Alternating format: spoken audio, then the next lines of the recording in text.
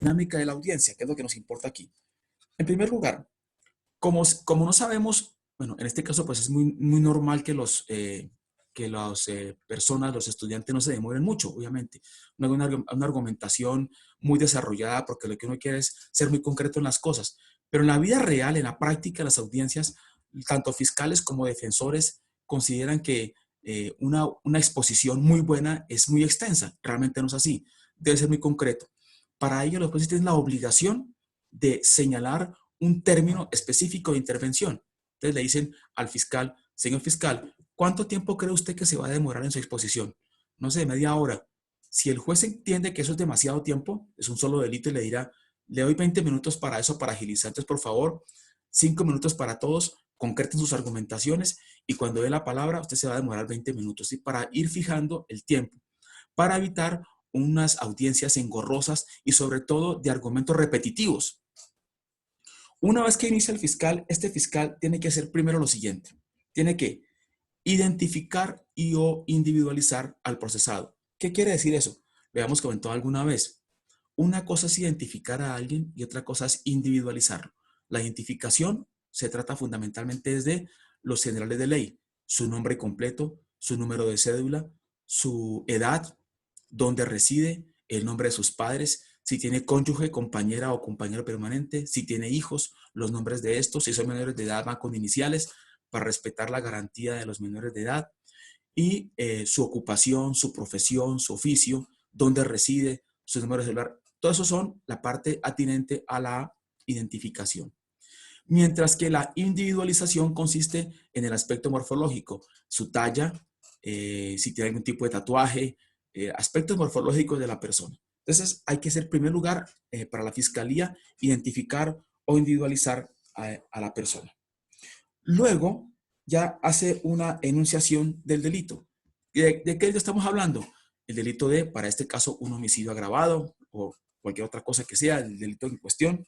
Y después de eso, expone la inferencia de autoría o participación. ¿Qué quiere decir eso? Si ustedes, por favor, se fijan en el artículo 308 procesal, 308 dice lo siguiente. Y a ustedes les preguntaba en clase, ¿cuál es la primera obligación del fiscal? No está en los 3 numerales, sino en esa primera parte cuando el artículo dice así. El juez de control de garantías, a petición del fiscal general de la Nación o su designado o su delegado, decretará la medida de aseguramiento cuando de los elementos materiales probatorios y evidencia física recogidos y asegurados o de la información obtenidos legalmente se pueda inferir. ¿Qué es la inferencia? Dijimos la otra vez en la clase. Es una operación mental mediante la cual, a través de cosas que conocemos, llegamos a cosas que no conocemos. Se puede inferir razonablemente que el imputado puede ser autor o partícipe de la conducta delictiva que se investiga siempre y cuando se cumpla con alguno de los siguientes requisitos, que luego veremos. Lo dije en clase y lo reitero ahora. Esa inferencia de autoría o participación es clave. No olviden que previamente ustedes ya en la imputación le asignaron a él una inferencia de posibilidad delante del juez de garantías de ser autor. Pero como ustedes lo saben, hay autoría y hay participación. Lo dijimos también en clase. La autoría hace referencia al autor directo, al autor mediato o el que instrumentaliza a otro. Tenemos una coautoría propia o impropia. Tenemos a personas que representan a entidades jurídicas o de hecho. Tenemos coautores intervinientes, mientras que los que son partícipes son o determinadores o cómplices. Pero para el caso concreto, para nuestro caso del homicidio, ustedes se dieron cuenta que la imputación que hizo el señor fiscal o la señora fiscal fue de ser autor de un delito de homicidio. ¿Cómo le lleva ese fiscal la inferencia al juez de garantías? No solamente para este caso, sino para cualquiera. Para ello hay que tener en cuenta la normatividad del artículo 275 de ese Código de Procedimiento. Por favor, necesito que alguien me colabore con la lectura de ese artículo. Búsquenlo ahí. Que me pueda ayudar ahí, Carlos o Ricardo o Delio, por ahí lo veo. Sí, señor. Artículo 275. ¿Me colaboras, por favor? ¿Elementos materiales probatorios? Sí, sí, por favor. Ok, capítulo único, elementos materiales probatorios, evidencia física, información, artículo 275, elementos materiales probatorios y evidencia física. Para efectos de este código se entiende por elementos materiales probatorios y evidencia física los siguientes. A. Huellas, rastros, manchas, residuos, vestigios y similares dejados por la ejecución de la actividad delictiva. B. Armas, instrumentos, objetos y cualquier otro medio utilizado para la ejecución de la actividad delictiva. C. Dinero, bienes y otros efectos provenientes de la ejecución de la actividad delictiva. D. Los elementos materiales descubiertos, recogidos y asegurados en desarrollo de diligencia investigativa de registro y allanamiento, inspección general y registro personal. Los documentos de toda índole hallados en diligencia investigativa de inspección o que han sido entregados voluntariamente por quien los tenía en su poder o que han sido abandonados allí. F. Los elementos materiales obtenidos mediante grabación, filmación, fotografía, video o cualquier otro medio avanzado utilizados como cámaras de vigilancia en recinto cerrado o en espacio público. G. El mensaje de datos como el intercambio electrónico de datos, internet, correo electrónico, telegrama, telex, telefax o similar, regulados por la Ley 527 de 1999 o las normas que las sustituyan, adicionen o reformen. H. Los demás elementos materiales similares a los anteriores y que son descubiertos, recogidos y custodiados por el fiscal general o por el fiscal directamente o por conducto de servicios de policía judicial o de peritos del Instituto Nacional de Medicina Legal y Ciencias Forenses o de laboratorios aceptados oficialmente. Parágrafo, adicionado por la Ley 1653 de 2013, artículo primero. También se entenderá por material probatorio la entrevista forense realizada a niños, niñas y o adolescentes víctimas de los delitos descritos en el artículo 206A de este mismo código. Gracias, Delio. Mire entonces cómo el artículo 275 señala con claridad, casi que de manera taxativa, todo un listado de elementos materiales probatorios: huellas, vestigios, dinero, documentos, armas utilizadas, entrevistas en caso de delito sexual. Miren, esos son los elementos materiales probatorios con los que debe el fiscal llevar la inferencia de autoría o participación al señor juez. Ahora, luego hace referencia a los llamados hechos jurídicamente relevantes. Esta parte es clave. Y es clave porque la Corte se ha venido quejando, se ha venido doliendo de una práctica que se ha casi convertido en inveterada por parte de algunos fiscales en extenderse en el tema de hechos jurídicamente relevantes. Y es más, agrega que a veces se confunden los hechos jurídicamente relevantes con los hechos indicadores y con los medios de prueba. Voy a dar lectura a una providencia que ya, no sé si ya creo que ya la subí a su aula virtual en las semanas 9, 10, 11, pero si no, voy a confirmarlo ahora para que ustedes, por favor, la tengan en cuenta, no tanto para esta, sino para las próximas clases. Voy a hacer referencia a esta providencia. Si quieren anotarla, pero repito, sí, creo que ya se subió al aula virtual. Es una providencia del 8 de marzo del 2017, 8 de marzo de 2017, radicado SP 31 68-2017, radicado 44.599, siendo ponente la doctora Patricia Salazar Cuellar. Y esta providencia dice así, leeré una parte pertinente. Dice la Corte: es frecuente que en la imputación y o en la acusación, la Fiscalía entremezcle los hechos que encajan en la descripción normativa, hace referencia a los hechos jurídicamente relevantes, con los datos a partir de los cuales puede inferirse el hecho jurídicamente relevante, hace referencia a los hechos indicadores, e incluso con el contenido de los medios de prueba. De hecho, continúa la Corte diciendo, es común ver acusaciones en las que se transcriben las denuncias, los informes ejecutivos presentados por los investigadores, entre otros. También suele suceder que en el acápite de hechos jurídicamente relevantes solo se relacionen hechos indicadores o se haga una relación desilvanada de estos y del contenido de los medios de prueba. Estas prácticas inadecuadas generan un impacto negativo para la administración de justicia, según se indicará más adelante. Así, por ejemplo, y miren que va a traer aquí un ejemplo en la corte que nos viene como anillo al dedo. Así, por ejemplo, en un caso de homicidio cometido con arma de fuego, bueno, aquí fue con arma blanca, creo, uno de los hechos jurídicamente relevantes puede consistir en que el acusado fue quien disparó a la víctima. Voy a decir una cosa que ya dije con antelación. Cuando ustedes, como fiscales, hagan referencia a los hechos jurídicamente relevantes, son aquellos hechos que tienen que ver con los que tipifican la conducta.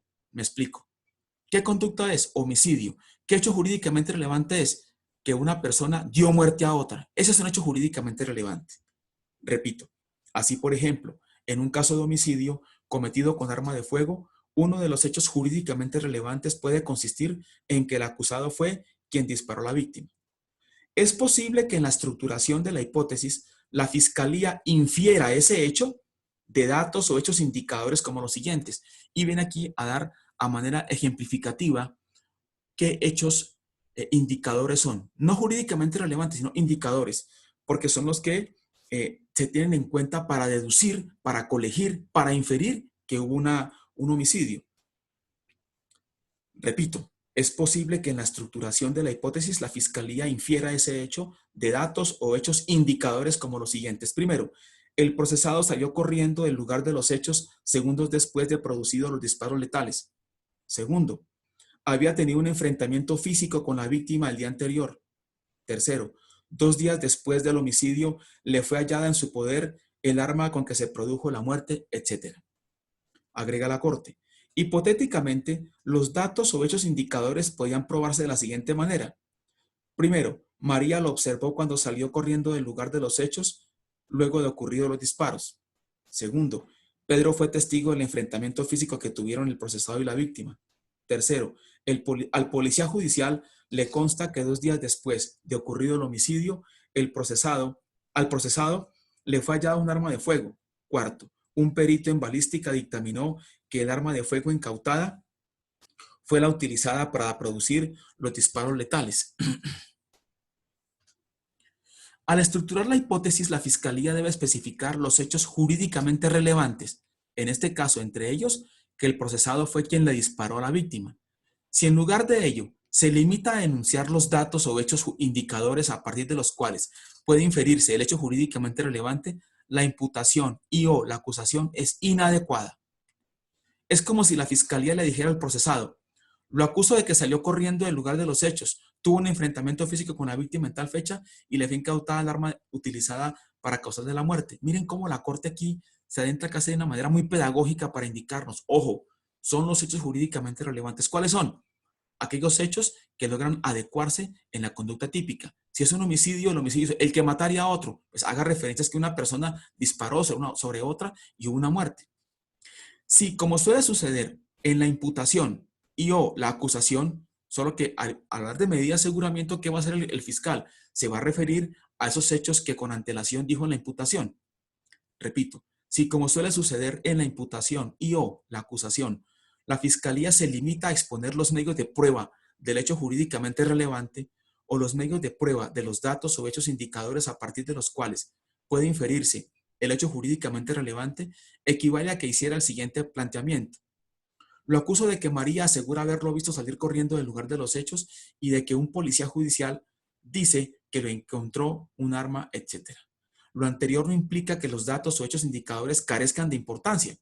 Lo que se quiere resaltar es la responsabilidad que tiene la Fiscalía General de la Nación de precisar cuáles son los hechos que pueden subsumirse en el respectivo modelo normativo, lo que implica definir las circunstancias de tiempo y lugar, la conducta, por acción o por omisión, que se le indica al procesado, los elementos estructurales del tipo penal, etc. Tampoco debe entenderse que las evidencias y en general la información que sirve de respaldo a la hipótesis de la Fiscalía sean irrelevantes.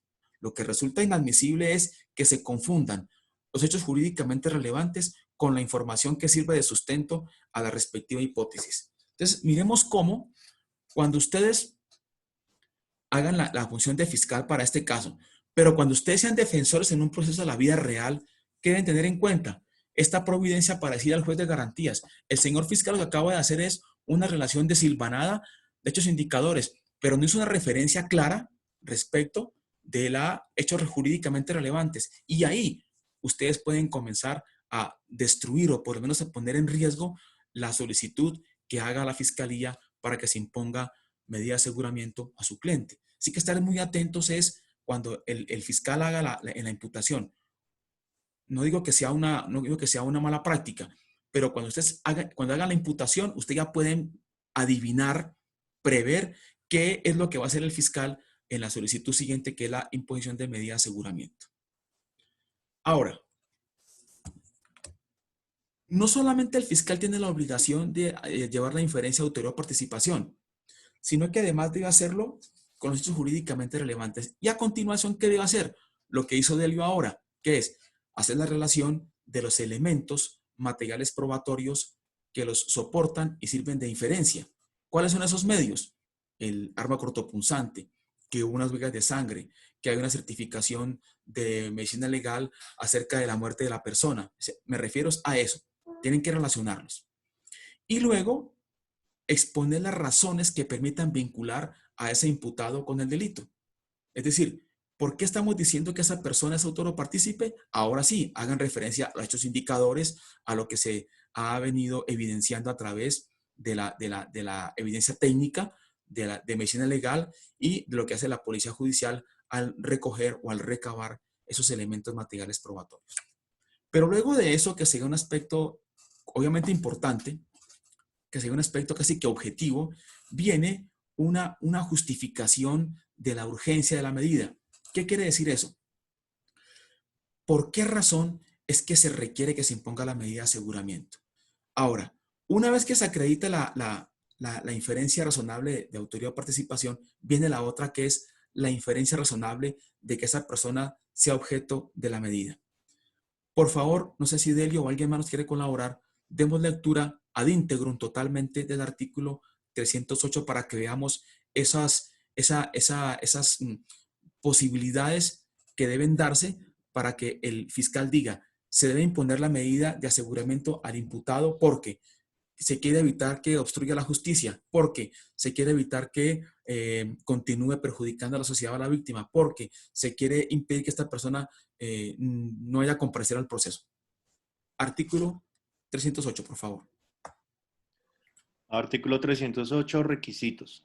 El juez de control de garantías, a petición del fiscal general de la Nación o de su delegado, decretará la medida de aseguramiento cuando de los elementos materiales probatorios y evidencia física recogidos y asegurados o de la información obtenida legalmente, se puede inferir razonablemente que el imputado puede ser autor o partícipe de la conducta delictiva que se investiga, siempre y cuando se cumplan algunos de los siguientes requisitos.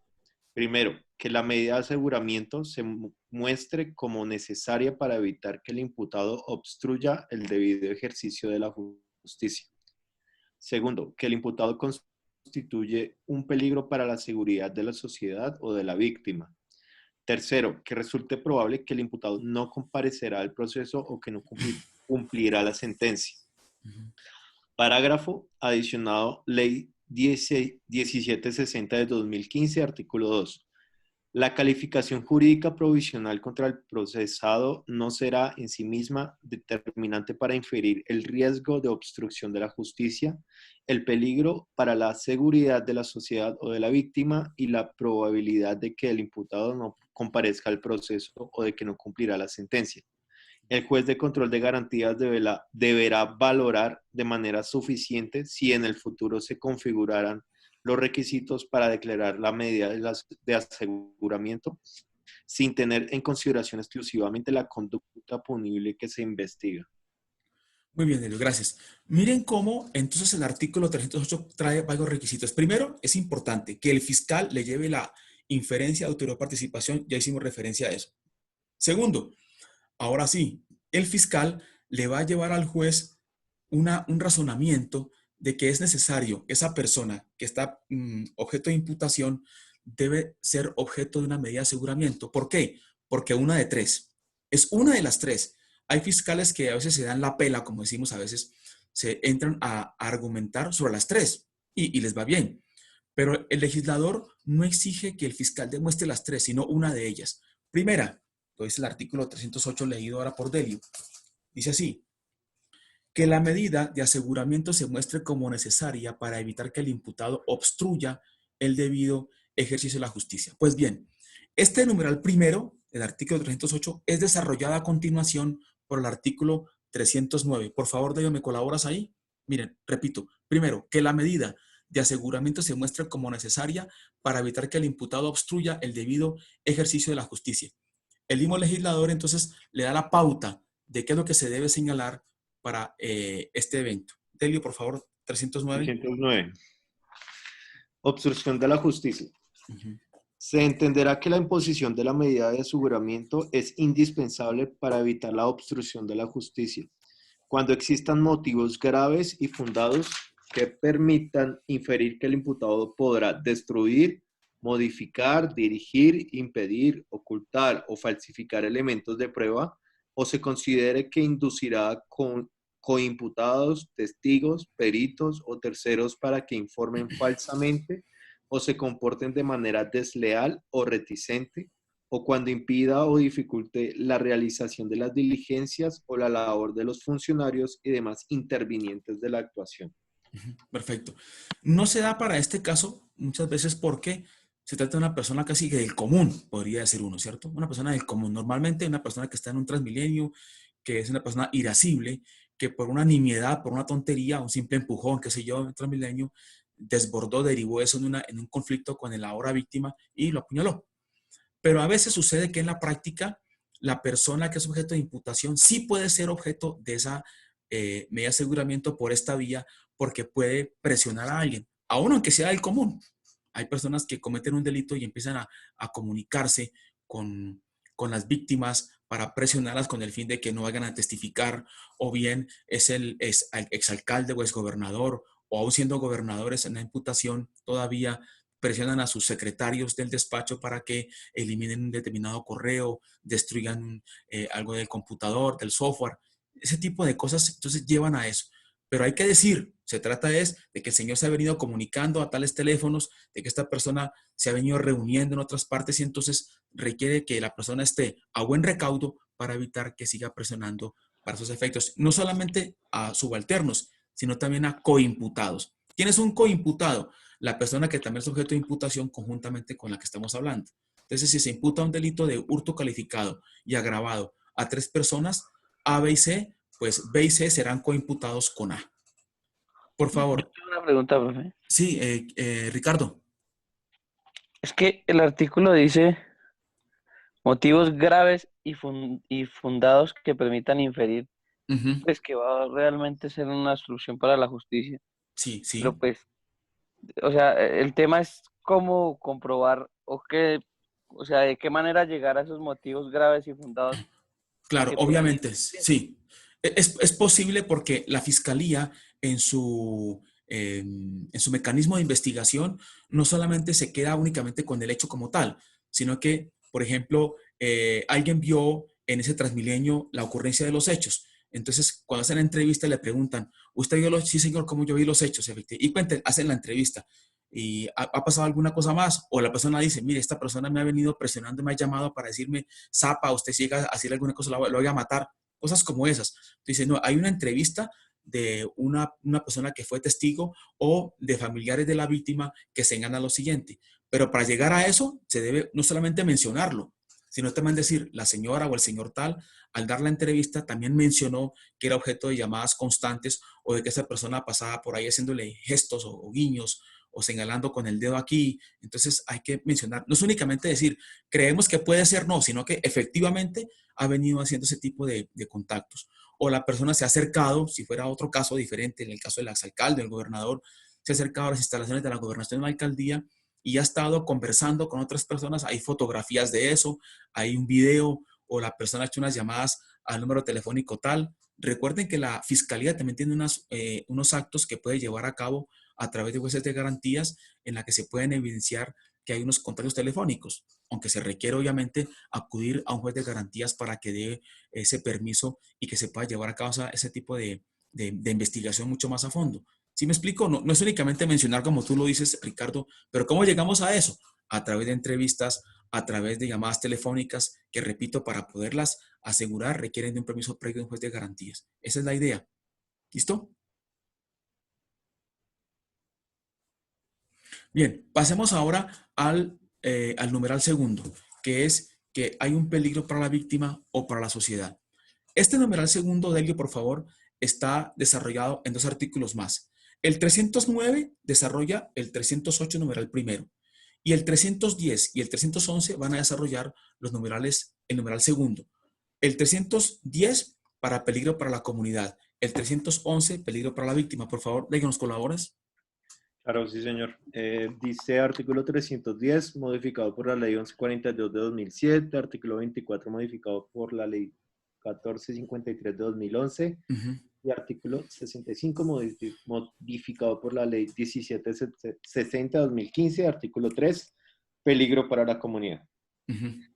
Para estimar si la libertad del imputado representa un peligro futuro para la seguridad de la comunidad, además de la gravedad y modalidad de la conducta punible y la pena imponible, el juez deberá valorar las siguientes circunstancias. Primero, la continuación de la actividad delictiva o su probable vinculación con organizaciones criminales. Segundo, el número de delitos que se le imputan y la naturaleza de los mismos. Tercero, el hecho de estar disfrutando un mecanismo sustitutivo de la pena privativa de la libertad por delito doloso o preterintencional. Cuarto, la existencia de sentencias condenatorias vigentes por delito doloso o preterintencional. Quinto, cuando se utilicen armas de fuego o armas blancas. Bien, sí, continúa, por favor, continúa. Cuando el punible sea por abuso sexual con menor de 14 años. Séptimo, cuando hagan parte o pertenezcan a un grupo de delincuencia organizada. Artículo 311. Sí, pero hagamos referencia a ese Sí. que es un peligro para la comunidad. Miren cómo el numeral quinto. Les decía con antelación, y esto a raíz de la pregunta que hacía Ricardo sobre cómo llevar eso. Y eso lo conecto con lo que dije anteriormente. Los fiscales a veces, se dan la pela, se dan a la tarea de exponer las tres posibilidades, que es obstrucción a la justicia, peligro para la sociedad, peligro para la víctima. ¿Me oyen? Sí. Sí, señor. Cada gallo esto. Bueno, para este caso hay un peligro para la comunidad toda vez que esta persona está, digamos que esa conducta la desarrolló con arma blanca. Por eso dice, la continuación de la actividad delictiva, el número de delitos, estar disfrutando de un mecanismo sustitutivo de la pena privativa de libertad. Este numeral tercero, por ejemplo, ¿cuál es? Son personas que tienen detención domiciliaria por otro delito y cuando menos piensa uno, las encuentran en la calle haciendo referencia, cometiendo un delito. Y lo otro, perdón, qué pena con ustedes, chicos. ¿Sí?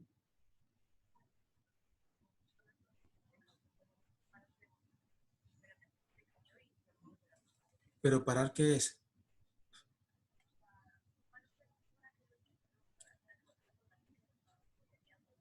Bueno, o sea, ¿no sigo hablando?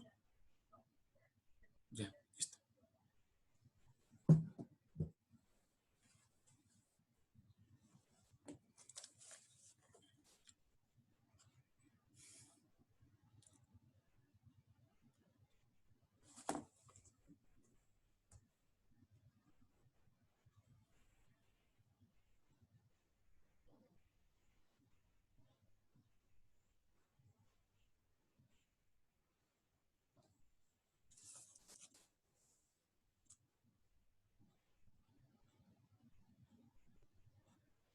¿Me oyen ahí, chicos?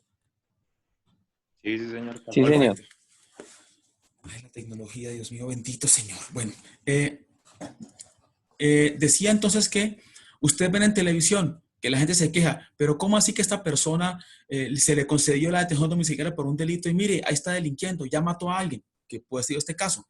Entonces lo que se dice es, hay que centrarse como fiscales en lo que más se aproxima al caso concreto.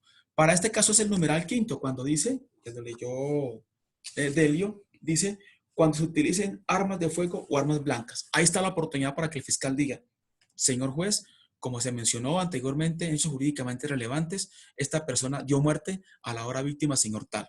Y lo hizo con arma blanca. Pues bien, el artículo 310 señala que se debe imponer la medida de aseguramiento teniendo en cuenta que hay un peligro para la comunidad, específicamente el numeral quinto, cuando se utilicen armas de fuego o armas blancas. Se recogió, se tuvo oportunidad de una vez que se hizo la requisa correspondiente o el señor lanzó el arma blanca al piso, lo que haya sucedido, y por tanto se evidencia entonces que se requiere de una imposición de la medida de aseguramiento. Ese sería el caso concreto. Estamos mencionando todas las posibilidades porque obviamente la charla es sobre práctica. Aunque tenemos un caso concreto, a ustedes les puede llegar y les llegará obviamente por otro tipo de delitos. Y luego dice, peligro para la víctima, por favor, Delio, ¿lo lees ahí? Artículo 311. Artículo 311, peligro para la víctima.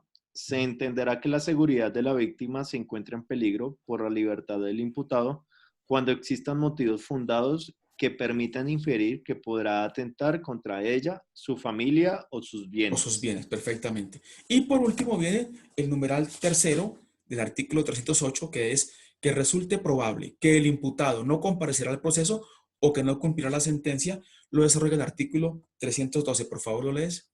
Claro, sí, señor. Dice artículo 312, modificado por la ley 1142 de 2007, artículo 25. No comparecencia. Sí. Para decir acerca de la eventual no comparecencia del imputado se tendrá en cuenta la gravedad y modalidad de la conducta y la pena imponible, además de los siguientes factores. La falta de arraigo en la comunidad, determinado por el domicilio, asiento de la familia o de sus negocios o trabajo y las facilidades que tenga para abandonar definitivamente el país o permanecer oculto. Segunda, la gravedad del daño causado y la actitud del imputado que el imputado asuma frente a este. Tercero, el comportamiento del imputado durante el procedimiento o en otro anterior del que se puede inferir razonablemente su falta de voluntad para sujetarse a la investigación o a la persecución penal y al cumplimiento de la pena. Muy bien, perfecto. Entonces, miremos cómo esa inferencia también puede ser llevada a cabo dependiendo del tipo de delito. Veamos esto. El delito de homicidio está señalado en el capítulo segundo del libro segundo, delitos contra la vida, la integridad personal, cuando dice lo siguiente: homicidio, el que matare a otro incurrirá en prisión de 208 a 450 meses de prisión. Y al renglón seguido dice, circunstancias de agravación, la pena será de 400 a 600 meses de prisión si la conducta se cometiere, primero, entre cónyuges, segundo, numeral cuarto, por precio, promesa remuneratoria, ánimo de lucro o por otro motivo abyecto o fútil. Lo fútil es la nimiedad, lo fútil es por una tontería, lo fútil es por una cosa que ni siquiera valga la pena. Miren cómo al agravarse la conducta del homicidio ya pasaría de 208 a 450, ahora sería de 400 a 600. ¿Qué hace inferir eso?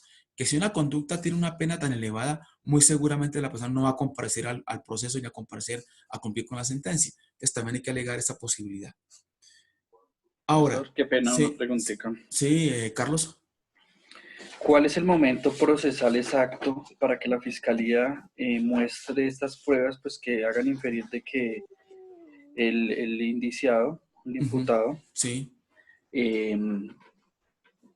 pues no va a cumplir con, o cumple más bien con estos requisitos para que se le dicte la medida de aseguramiento? ¿Es propiamente esa audiencia? Es propiamente en esta, exactamente es en esta, es concretamente en esta, porque de hecho, ahora que tú señalas eso, Carlos, en las audiencias siguientes no se va a tratar ese tema. Por ejemplo, en la acusación, que es la que viene con posterioridad, dice la doctrina de jurisprudencia, no se deben tratar casos como la captura, la medida de seguridad, nada se trata de eso ahí. De manera que el escenario natural, idóneo, concreto, para aportar esos elementos materiales de prueba, de autoría o participación, de que la persona puede escabullirse, de que la persona puede ser un peligro, es exactamente esta, es aquí, no en otra, solamente aquí.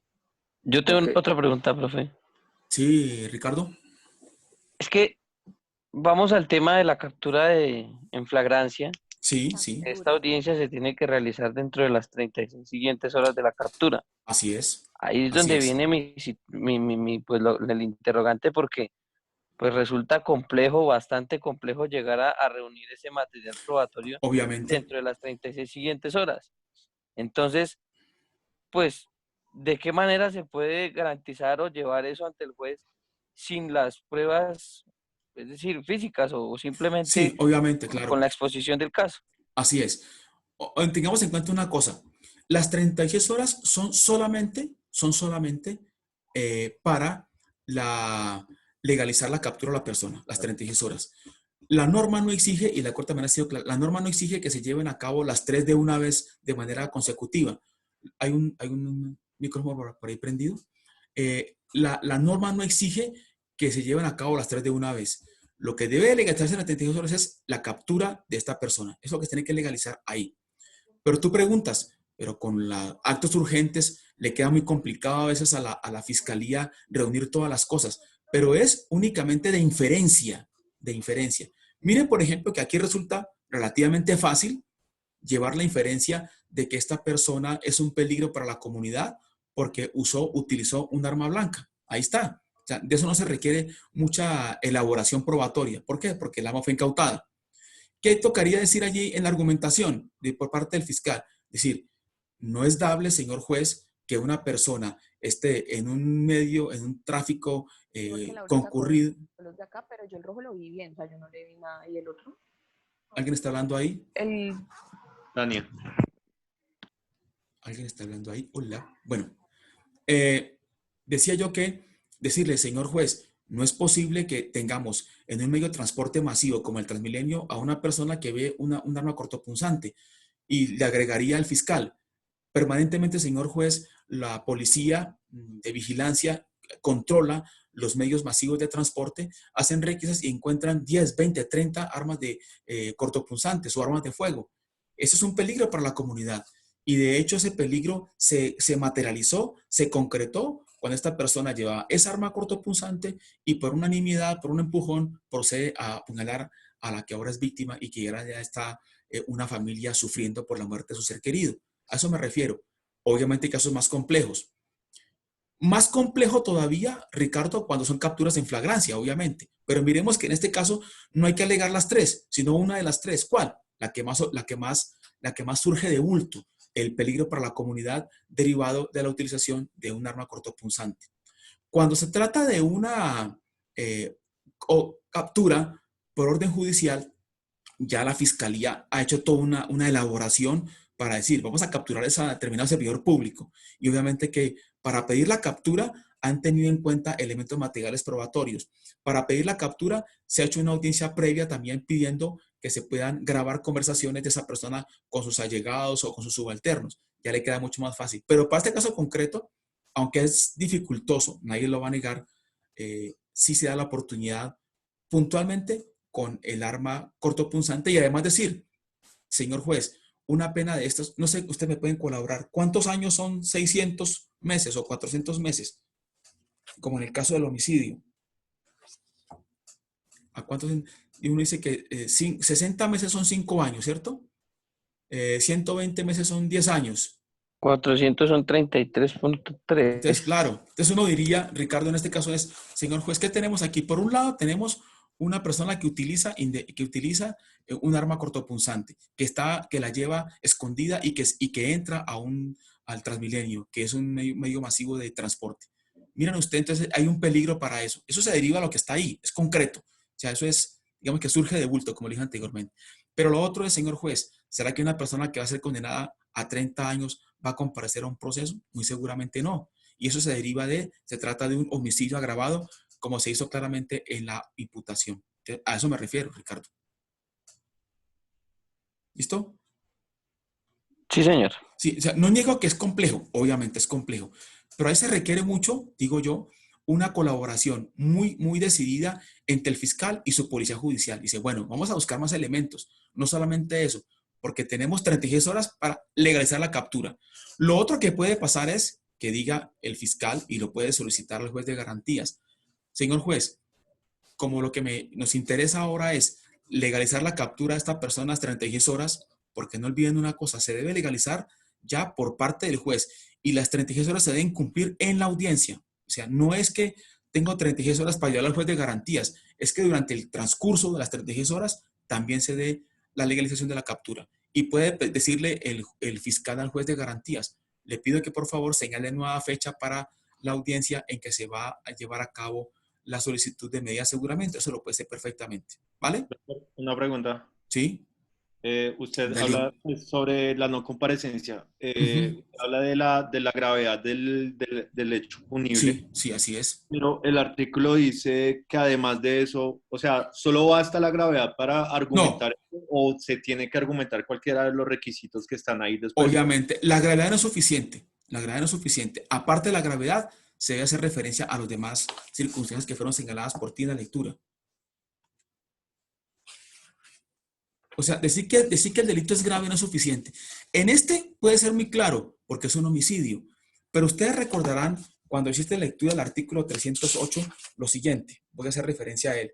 Dice así, parágrafo, repito, 308, parágrafo. La calificación jurídica provisional contra el procesado no será en sí misma determinante para inferir el riesgo de obstrucción de la justicia, el peligro para la seguridad de la sociedad o de la víctima y la probabilidad de que el imputado no comparezca al proceso o de que no cumplirá la sentencia. El juez de garantías deberá valorar de manera suficiente si en el futuro se configurarán los requisitos para decretar la medida de aseguramiento sin tener en consideración exclusivamente la conducta punible que se investiga. ¿Por qué lo digo? Para el caso concreto, es un homicidio, la persona está muerta, está muy claro, pero hay delitos en los cuales queda mucho más complicado.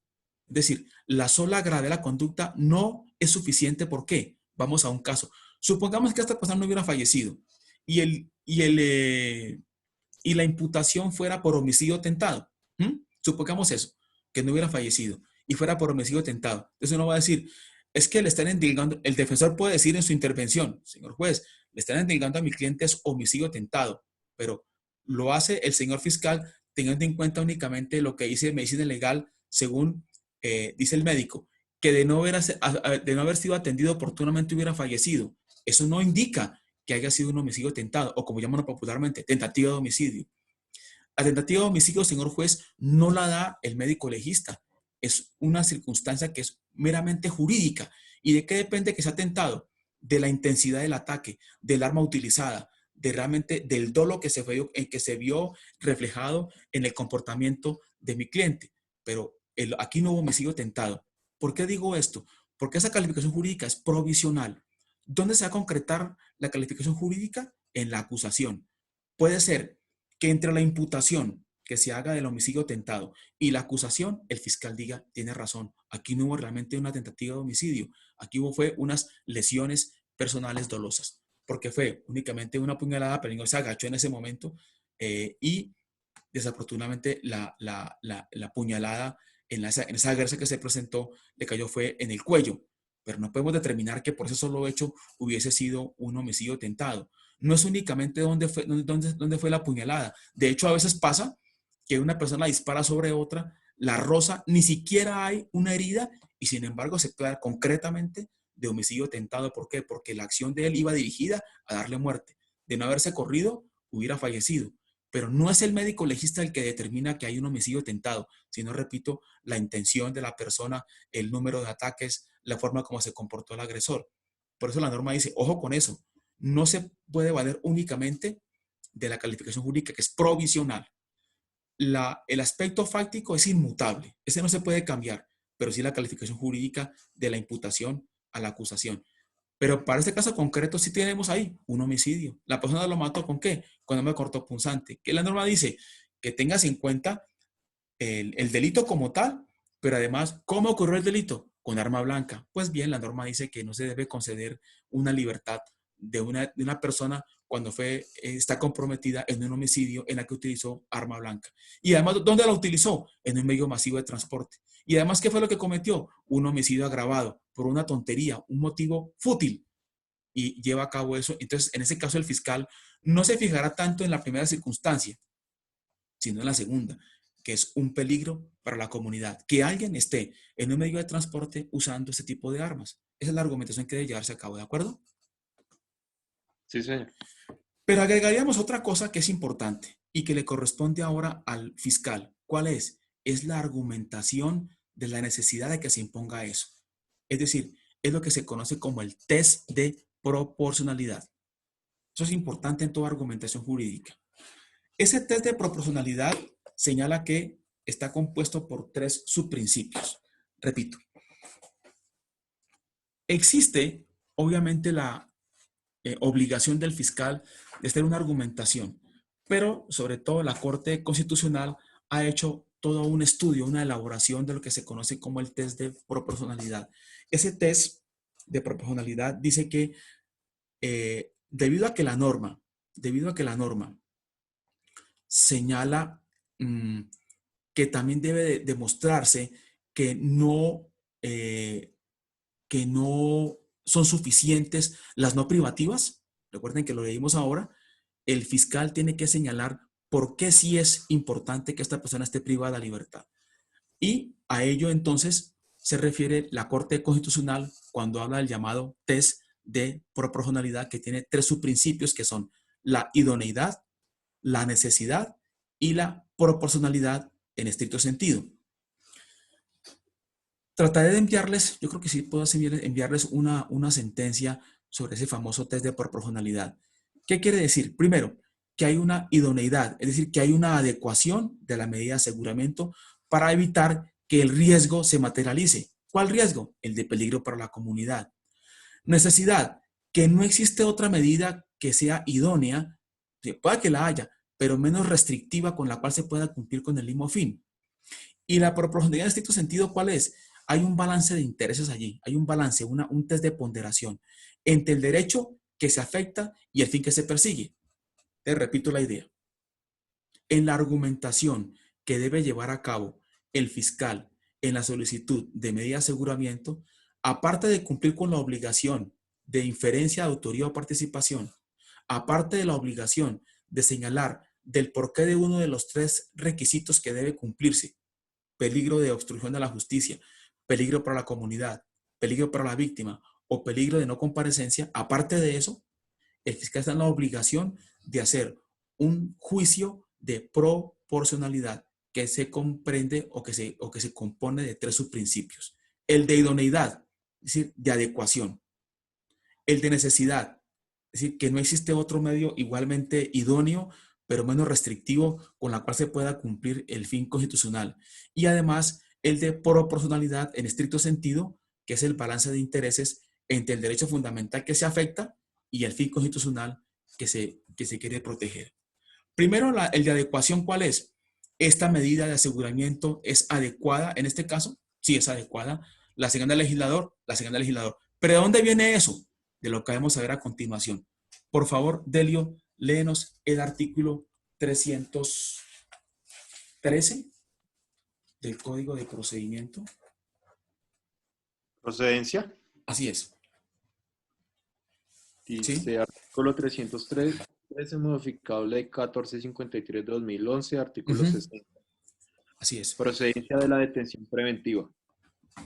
Satisfechos los requisitos señalados en el artículo 308, procederá a la detención preventiva en establecimiento carcelario en los siguientes casos. Primero, en los delitos de competencia de los jueces penales de circuito especializados.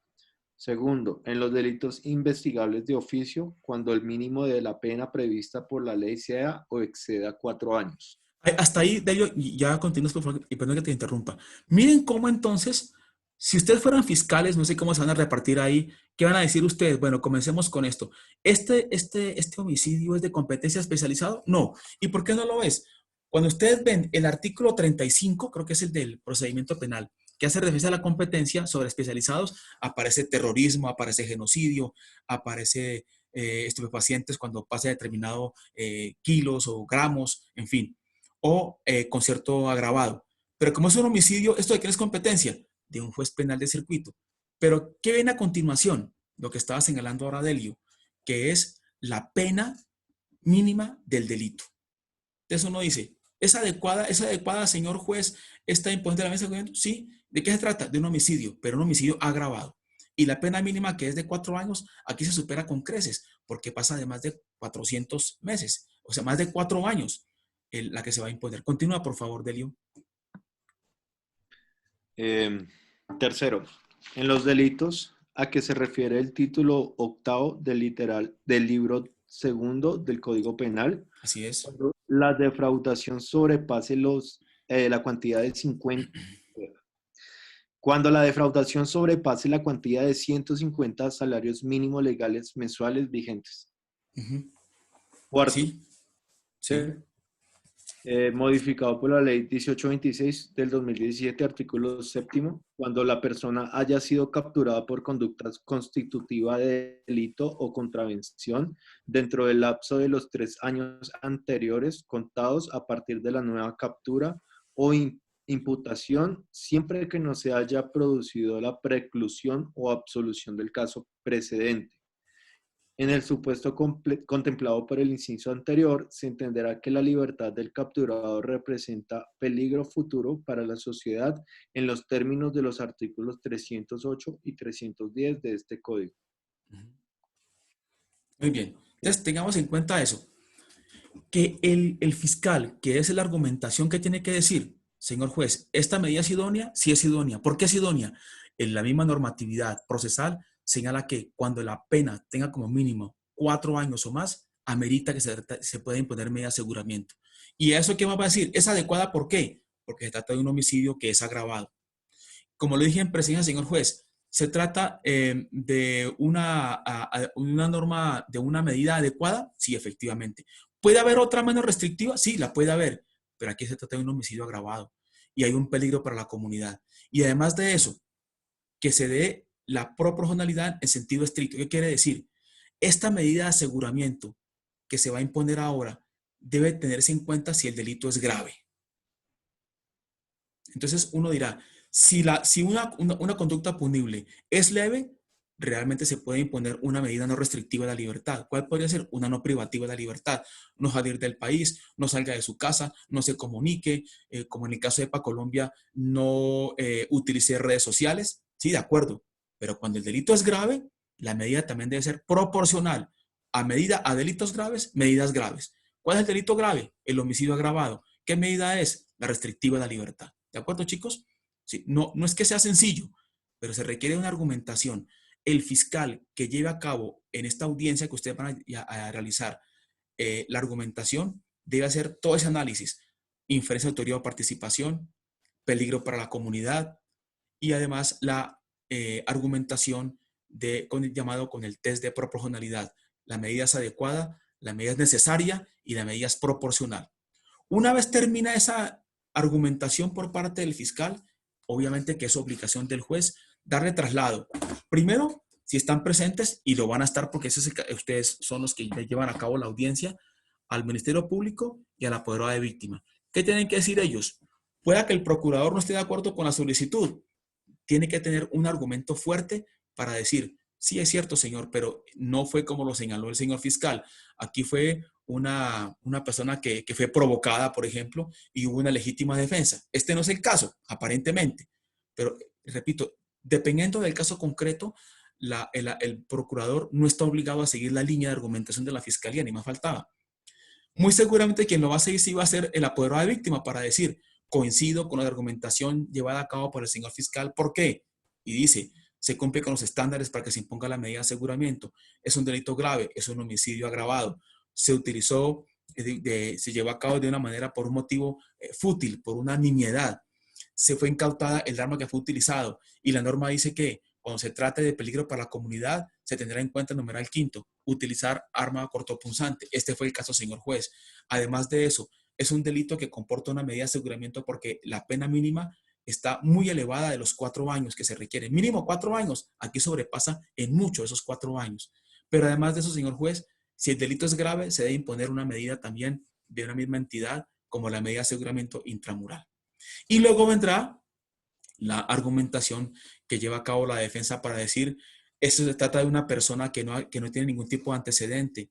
Se trató de una agresión que se presentó. No se mencionó ahí, pero lo pruebo más adelante que la otra persona lo empujó de una manera atrevida. Esto le generó a él una gresca, una riña, y él se defendió. No sé qué va a plantear, obviamente, el defensor. Señor juez, también puede pedir, eso queda más adelante, la sustitución de la medida de aseguramiento por otra no privativa o domiciliaria. Mi cliente es un trabajador, es un buen ser humano, aquí lo certifican en la Junta de Acción Comunal. Lo veremos en la próxima clase, obviamente. Entonces, miren cómo entra una cantidad de roles allí que deben ser objeto de decisión por parte del juez de garantías. No sé si lo que sigue ahora, las fechas que vamos a ver a continuación, tenemos que verlo de una vez porque, a ver, tenemos aquí tenemos unas fechas para la práctica penal. Tenemos la audiencia